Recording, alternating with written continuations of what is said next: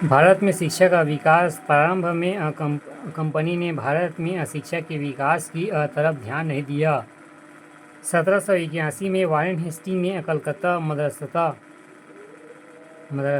की स्थापना की। 1784 में विलियम जोन्स एवं एशियाटिक सोसाइटी ऑफ बंगाल की स्थापना की। 1791 में जोनाथन डंकन ने बनारस में संस्कृति कॉलेज खोला। 1800 में लॉर्ड वेल्लेस्ली ने फोर्ट विलियम कॉलेज की स्थापना के बाद में यह बंद करवा दिया गया। 1813 में चार्टर एक्ट में शिक्षा के लिए पहली बार 1 लाख रुपए व्यय का प्रावधान। भारत में वस्तुतः अंग्रेजी शिक्षा के अग्रणी रूपरेखा का निर्माण ग्रांट ने किया था। अंततः कुछ लोग भारत में आधुनिक शिक्षा का जन्मदाता भी कहते हैं।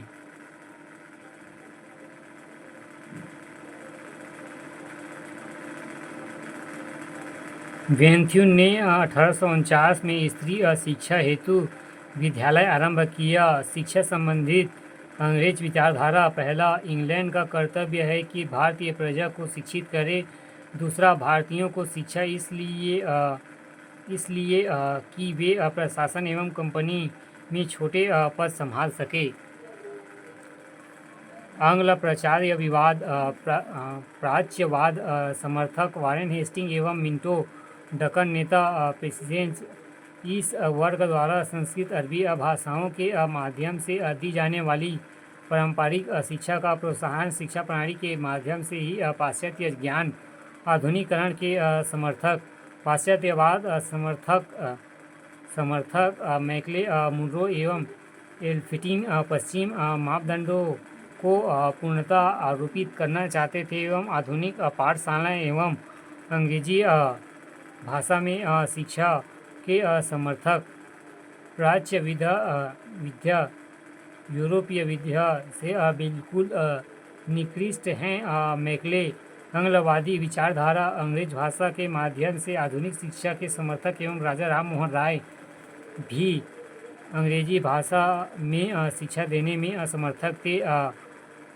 विवाद का अंत मैकॉले मिनट से हुआ जिसने पाश्चात्य विज्ञान का अंग्रेजी माध्यम से प्रसार निर्णय लिया।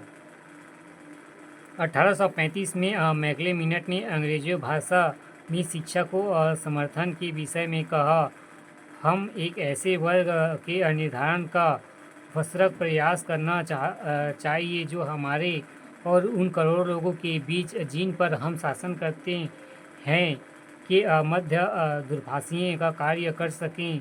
यह उन लोगों का वर्ग हो जो रक्त और रंग की दृष्टि से भारतीय मगर रुचि और विचारों आचरण तथा बुद्धि की दृष्टि से अंग्रेज हो। मैकॉले शिक्षा प्रसार की प्रणाली: प्रथम अंधोमुखी निरस्थन सिद्धांत एवं द्वितीय सर्वधारण को प्रोत्साहन। शिक्षा अधोमुखी निरस्थन सिद्धांत: ऊपर के कुछ लोगों को शिक्षित कर दिया जाए तो धीरे धीरे क्षण कर शिक्षा सभी वर्गों तक फैल जाएगा। इसे लॉर्ड ऑकलैंड के समय लागू किया गया। 1854 का चार्ल्स वुड एवं डिस्पैच यह भारत के पाश्चात्य शिक्षा एवं मैग्ना कार्टा कहलाता है। इसमें अधोमुखी निरस्त सिद्धांत का परित्याग करने का प्रस्ताव करते हुए कहा गया कि सर्वधारण को शिक्षा देना सरकार का दायित्व है। इसी की सिफारिशों के अनुसार सभी प्रांतों में सार्वजनिक शिक्षा विभाग खोला गया। इसमें उच्च शिक्षा का माध्यम अंग्रेजी परंतु देसी भाषाओं को भी प्रोत्साहन करने पर बल दिया। उच्च शिक्षा पर अधिक ध्यान दिया गया। विश्वविद्यालयों की स्थापना की गई। माध्यमिक स्तर पर भारतीय भाषाओं का प्रयोग। शैक्षणिक आयोग समिति योजना 1882 से 1853। हंटर कमीशन और रिपन काल प्राथमिक शिक्षा के सुधार एवं विकास पर बल। माध्यमिक शिक्षा के लिए निजी संस्थाओं को प्रोत्साहन पर बल। 1902 में थॉमस रेले की अध्यक्षता एवं यूनिवर्सिटी कमीशन का गठन। लॉर्ड कर्जन के काल में इसकी सिफारिशें पर भारतीय विश्वविद्यालय अधिनियम है क्या 1904 पारित किया गया, जिसके अनुसार विश्वविद्यालयों पर सरकारी नियंत्रण बढ़ा दिया गया। 1906 में बड़ौदा की अनिवार्य प्राथमिक शिक्षा लागू। 1913 का सरकारी प्रस्ताव निःशुल्क प्राथमिक शिक्षा पर बल। 1917 सेंट्रल विश्वविद्यालय आयोग 12 वर्षीय स्कूल शिक्षा एवं 3 वर्षीय स्नातक पाठ्यक्रम की सिफारिशें। 1929 में हारकोट समिति। 1937 गांधी जी द्वारा द हरिजन पत्र में बुनियादी शिक्षा की वर्धक योजना प्रस्तुत। 1944 सर्जेंट योजना। ब्रिटिश आर्थिक नीति एवं उसके प्रभाव। औपनिवेशिक शोषण के 3 चरण। 1600 से 1757 तक भारत में ईस्ट इंडिया कंपनी की भूमिका एक व्यापारिक निगम थी। 1757 के पूर्व उनका उद्देश्य अधिकतम लाभ कमाना था। इस हेतु उन्होंने भारत के साथ होने वाले व्यापार पर कब्जा करने का प्रयास। 1757 के बाद भारत में औपनिवेशिक शासन का आरंभ हुआ। भारत में औपनिवेशिक अर्थव्यवस्था का सर्वश्रेष्ठतम एवं सर्वग्रीण विशेषण R.P. दत्त ने अपनी क्विट इंडिया टुडे में किया। औपनिवेशिक आर्थिक शोषण की इस प्रक्रिया के 3 चरण थे। पहला वाणिज्यिक चरण 1757 से 1813। इस चरण में एकाधिपत्य व्यापार या प्रत्यक्ष विनियोग का काल भी कहते हैं। इस अवस्था में खुली लूट और अतिरेक पर कब्जा का तत्व प्रबल था। इस चरण में कंपनी के मुख्य लक्ष्य थे: पहला, भारतीय व्यापार पर एक अधिकार स्थापित करना। दूसरा, भारतीय रियासतों पर नियंत्रण स्थापित करके उनमें प्राप्त राजस्व को भारतीय माल की खरीद में निवेश करना। इस काल में भारतीय वस्त्रों आदि का निर्यात बढ़ी, किंतु अंग्रेजों द्वारा शासन की शक्ति के दुरुपयोग एवं एकाधिकार के लिए भारतीय बुनकरों एवं कारीगरों एवं व्यापारियों को कोई लाभ नहीं हुआ, वरना उनकी स्थिति दयनीय होने लगी। उन्होंने बुनकरों एवं कारीगरों एवं मजदूरों को न्यूनतम पारिश्रमिक दिया तथा कृषकों को कठोरतापूर्वक मनमाना भू राजस्व वसूली किया। इस अवस्था में उन्होंने किसी क्षेत्र में कोई मूलभूत परिवर्तन नहीं किया गया। दूसरा, मुक्त व्यापार का काल 1813 से 60। भारत में 1813 में मुक्त व्यापार की नीति की घोषणा की गई, जबकि ब्रिटिश उद्योगों की रक्षा के लिए इंग्लैंड में भारतीय वस्त्रों पर भारी शुल्क लगाया गया। इस अवस्था में भारत और औद्योगिकरण पर इंग्लैंड के नवविकसित उद्योगों के उत्पादन माल के बाजार के रूप में बदल दिया गया। कृषि प्रधान भारत अब इंग्लैंड का आर्थिक उपनिवेश बन गया। भारत को कृषि उत्पादन एवं अन्य कच्चे माल की आपूर्ति के लिए विकसित किया गया। कृषकों को खाद्यान्न उत्पादन के लिए व्यापारिक कृषि के लिए बाध्य किया गया। इन चरण में अंग्रेजों ने अपने शोषण तंत्र की प्रभावी बनाने हेतु प्रशासन, न्याय, पुलिस व शिक्षा संबंधित कार्य किए। तीसरा, वित्तीय पूंजीवाद 1860 से आगे।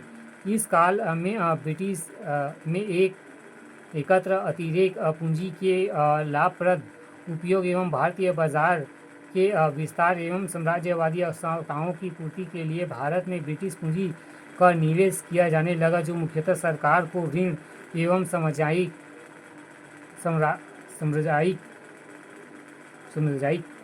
अधोसंरचना के विकास में लगा।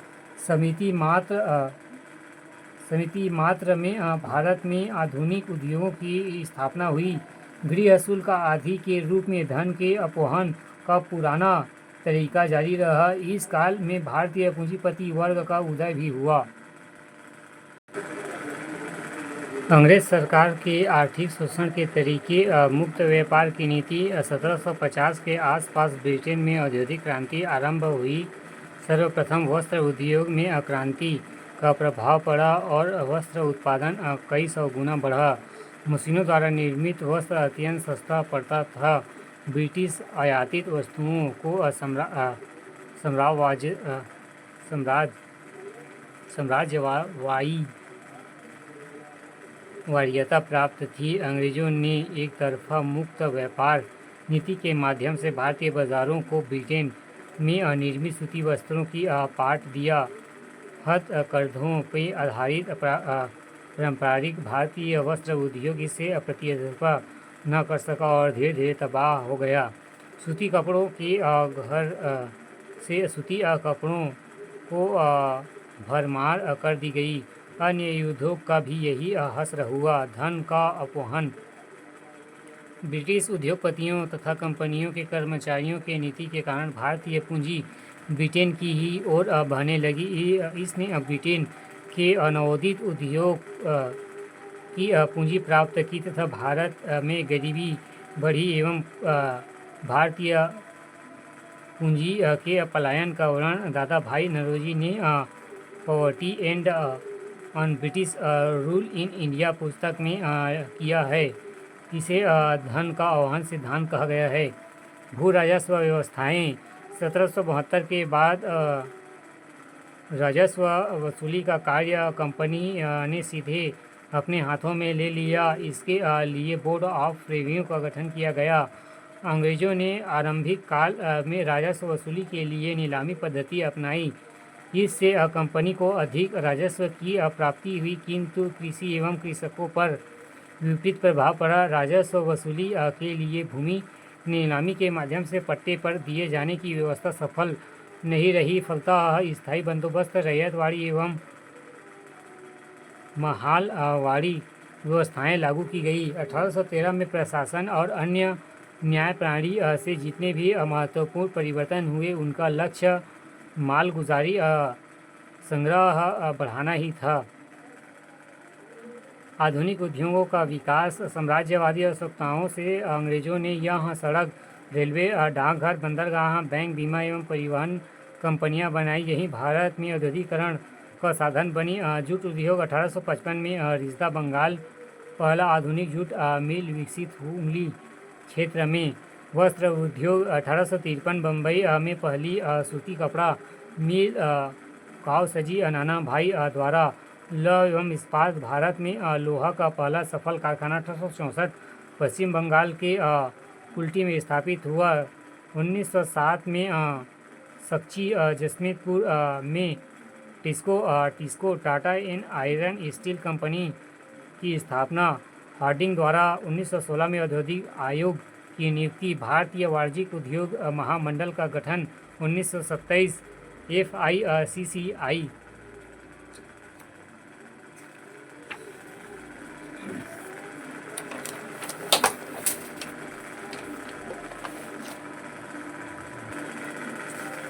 ब्रिटिश आर्थिक नीतियों के परिणाम, नए जमींदार वर्ग का उदय,